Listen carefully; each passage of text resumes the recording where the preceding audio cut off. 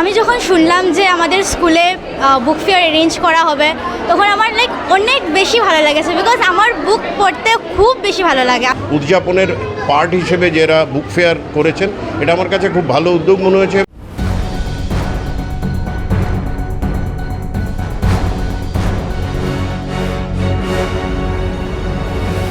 Silchar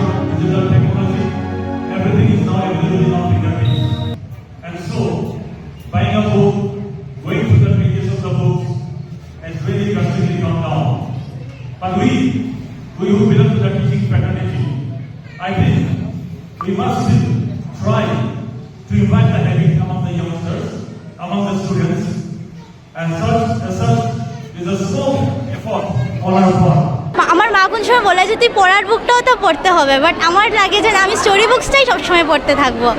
and আজকে এখানে এসে আমি কালকে স্কুলে এসেছিলাম, অ্যান্ড কালকে বুকগুলো অ্যারেঞ্জ করা হচ্ছিল, তখন নতুন বুকের স্মেল শুনেই আমার খুব বেশি এক্সাইটেড হচ্ছিলাম। অ্যান্ড আমার লাগছিল যে আমি পুরো যদি সব বুকগুলোই যদি কিনে নিতে পারি। আপনার কি ডায়াবেটিস নিয়ন্ত্রণে থাকছে না, কিংবা থাইরয়েড বা হরমোন জনিত সমস্যায় ভুগছেন?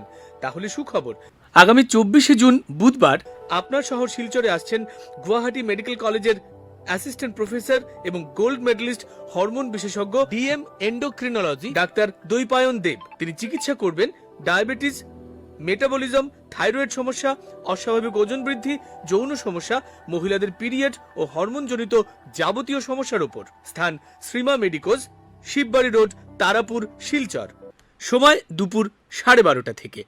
বুকিং এর জন্য আজই যোগাযোগ করুন 03842268311 এবং 9435070359 অথবা 8638814614 নম্বরে। লিটারেচার একটু আমার পছন্দ, আর হিস্ট্রি আর ফিলোসফিতে আমি এরকম রিলেটেড বই খুঁজতে এখানে এসেছি।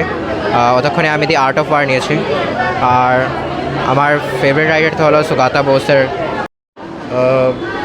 আজকের দিনে দাঁড়িয়ে যেখানে সোশ্যাল মিডিয়া এবং অন্যান্য ইন্টারনেট যে মিডিয়াগুলো যে কম্পিটিশন দাঁড় করে দিয়েছে বইয়ের কাছে, মানে যেটা প্রিন্টেড বইয়ের সামনে, আমার মনে হয় এখানে আমি এই স্কুলে এসে আমি একটাই আমার বক্তব্যের মধ্যে বলেছি যে প্রত্যেক গার্জিয়ান যদি তার বাচ্চাকে, তার সন্তানকে যে এখানে পড়ছে, সেই বাচ্চার জন্য একটা বাচ্চার পছন্দের এবং গার্জিয়ান এবং টিচারের সবার হেল্প নিয়ে একটা বই কিনে সেই বইটা পড়ে বইয়ের একটা চ্যাপ্টারের উপরে, মানে বাচ্চার বয়সের উপরে নির্ভর করে, কোন ক্লাসে পড়ে তার উপরে মানে এই ব্যাপারটা নির্ভর করে যে বইটা পড়ে বইটা থেকে কি বুঝলো, বা একটা চ্যাপ্টার থেকে কি বুঝলো, একটা গল্প কি বুঝলো, তার সামারি এটা লিখে এটা ক্লাসের যে প্রজেক্ট হিসাবে এইটাকে ওরা প্লেস করতে পারেন।